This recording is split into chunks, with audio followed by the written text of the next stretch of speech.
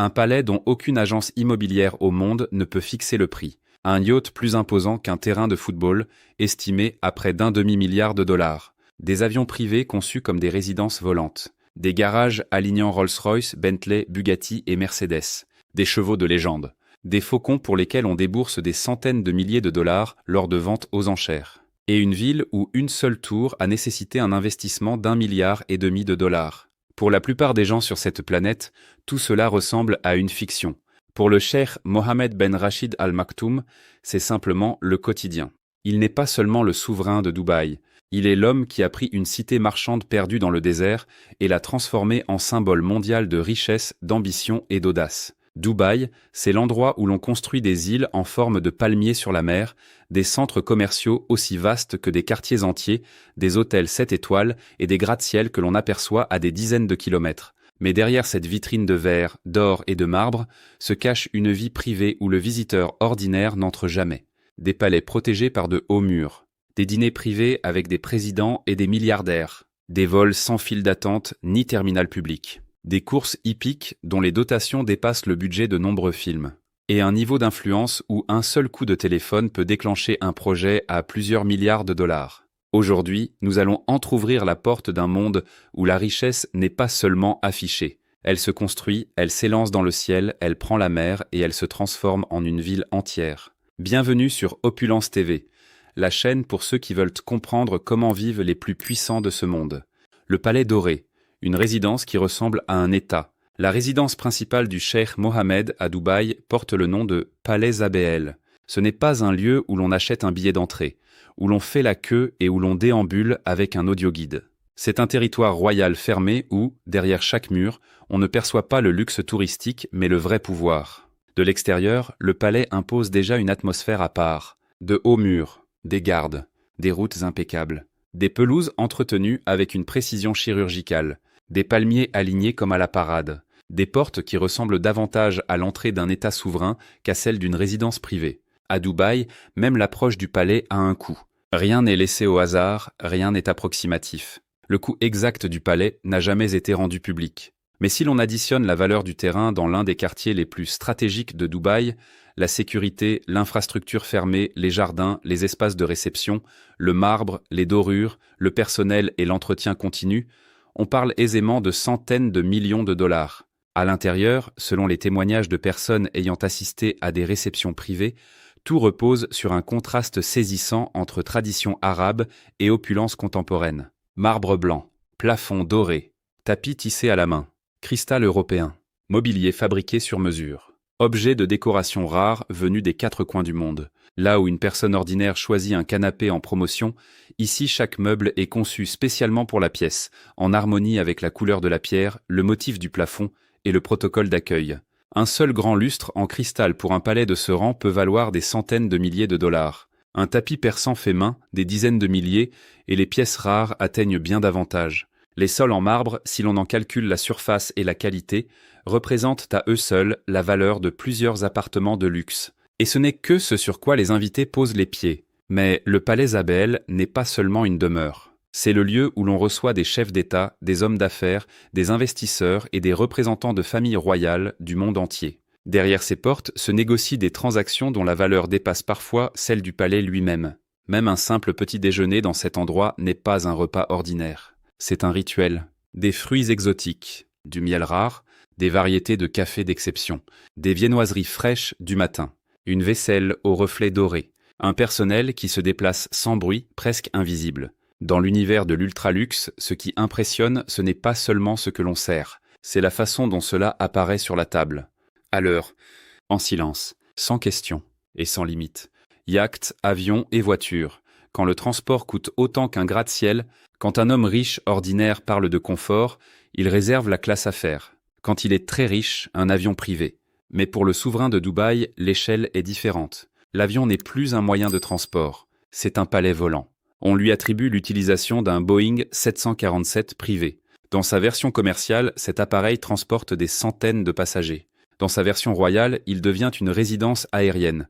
Chambre à coucher, salle de réunion, espace de détente, compartiments séparés pour l'équipage, système de communication avancé, sécurité renforcée. et un intérieur où le cuir, le bois noble, le métal et l'or concourent à un seul résultat: faire oublier à son occupant qu'il se trouve à 10 000 mètres d'altitude. Le prix d'un tel palais aérien peut facilement dépasser les 300 à 500 millions de dollars, une fois la transformation intérieure comptabilisée. Et ce n'est que dans les airs. Sur l'eau, le cheikh possède le super yacht Dubaï, l'un des yachts les plus reconnaissables au monde. Sa longueur avoisine 162 mètres. C'est plus long que bien des paquebots du siècle dernier, soit environ un terrain et demi de football. Sa valeur estimée tourne autour de 500 millions de dollars. Un seul bateau qui coûte plus cher que des dizaines de villas sur la côte d'Azur. À son bord, une plateforme pour hélicoptères, une piscine, des cabines pour les invités, des espaces de détente et de divertissement, des locaux pour l'équipage. Ce n'est pas un bateau de plaisance. C'est un palais flottant qui exige un équipage permanent, du carburant en quantité industrielle, une maintenance technique constante, un emplacement d'amarrage et une préparation continue. Rien que l'entretien annuel d'un super yacht de cette catégorie peut représenter des dizaines de millions de dollars, même quand il ne bouge pas. Au mouillage, de l'argent. Moteur en veille, de l'argent. Équipage en attente, de l'argent. Climatisation, sécurité, cristal, pont, piscine, encore de l'argent. Pour une personne ordinaire, une maison engendre des charges.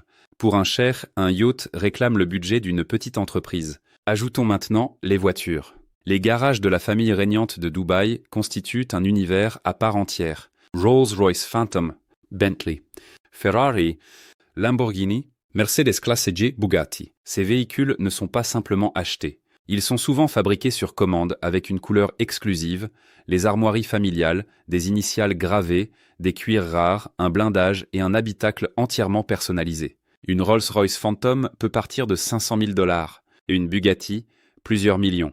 Et il y a aussi les tout-terrains de désert, dont certaines versions spéciales de la Mercedes Classe G personnalisées jusqu'au dernier boulon. Le prix de certains de ces véhicules dépasse le million de dollars. Mais ce qui est le plus révélateur, ce n'est pas qu'ils possèdent des voitures de cette valeur, c'est qu'elles peuvent être expédiées à l'avance. Lorsque le cheikh ou sa famille se déplace, une partie du convoi arrive en premier pour que la voiture souhaitée soit déjà là à l'atterrissage. Un dîner privé qui coûte plus cher qu'un mariage de milliardaires. Quand le cheikh Mohamed organise un dîner, cela ne ressemble pas à une réception mondaine ordinaire. C'est un spectacle dont chaque élément a un prix. La lumière, la musique, les mets, la sécurité, la mise de table, les cuisiniers, les ingrédients rares, l'atmosphère et la liste des invités. Les convives traversent des cours intérieurs illuminés au son d'une musique jouée en live. Du oud brûle dans les coins. De précieux encens orientaux parfument l'air. L'atmosphère elle-même semble faire partie du décor. Nul besoin de crier au luxe ici. On le perçoit dans chaque détail. La disposition des lanternes, la façon dont le personnel se déplace, dont le café est versé, dont l'argent et l'or brillent sur la table. À de tels dîners, on peut retrouver côte à côte des rois, des présidents, des magnates des affaires, des investisseurs gérant des portefeuilles colossaux et des célébrités internationales. Et la nourriture, dans cet environnement, n'est plus seulement de la nourriture. C'est un langage de statut. Le caviar noir peut atteindre plusieurs milliers de dollars le kilogramme. Le safran rare vaut plus cher que bien des métaux précieux au poids. Le bœuf wagyu japonais de première qualité peut dépasser les centaines de dollars pour un seul steak. Les truffes, plusieurs milliers de dollars le kilo. La feuille d'or comestible ne change rien au goût. Mais dans l'univers du grand luxe, elle transforme un plat en spectacle. Sur la table peuvent se succéder un agneau cuit des heures durant avec des épices rares, des fruits de mer d'exception, des fruits exotiques, des desserts élaborés, un café de variété exclusive et un miel qui ressemble davantage à un parfum de luxe qu'à un produit alimentaire ordinaire. Le tout servi sur une vaisselle dont la valeur se compare à celle d'une voiture haut de gamme.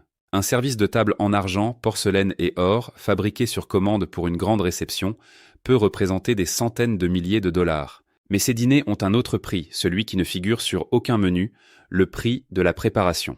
Une brigade de cuisiniers. Des ingrédients sourcés aux quatre coins du monde. La logistique, la sécurité, les fleurs, les musiciens, le protocole, les interprètes, les voitures pour les invités, la sécurisation des itinéraires. Un seul dîner privé de haut niveau peut coûter davantage qu'un mariage de luxe pour 300 personnes. Et après, le repas commence ce qu'aucun restaurant ordinaire ne peut offrir. Des danses traditionnelles, de la musique vivante. Parfois, une démonstration de fauconnerie où l'oiseau s'envole dans le ciel nocturne et revient se poser sur la main de son maître. Dans la culture arabe, le faucon n'est pas simplement un animal. C'est un symbole de puissance, de patience, de précision et d'héritage ancestral. Chevaux, faucons, animaux rares, un empire vivant. L'amour du cheikh Mohammed pour les chevaux n'est pas le passe-temps d'un homme fortuné.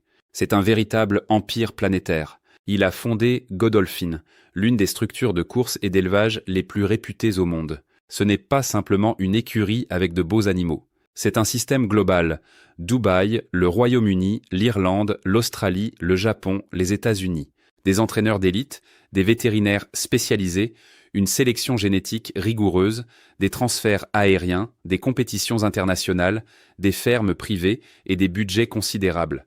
Un cheval de course de premier plan peut valoir plusieurs millions de dollars. Les champions et les étalons reproducteurs les plus recherchés sont évalués à des dizaines de millions, et leur valeur future dépasse parfois le prix d'achat, car leur descendance constitue elle-même une richesse. Dans ce milieu, un cheval n'est pas simplement un animal. C'est un athlète, une marque, un patrimoine génétique et un passeport pour un club d'élite mondiale. La Dubai World Cup est l'un des symboles les plus éclatants de cette passion.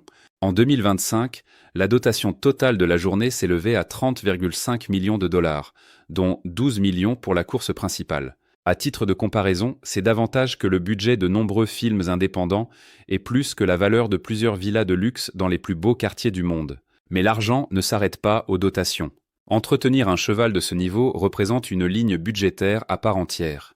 Alimentation spécifique, entraîneur personnel, vétérinaire attitré, transfert aérien, écurie premium, personnel dédié, assurances, calendrier de compétitions internationales. Un pur sang d'élite vit souvent dans de meilleures conditions que la majorité des humains.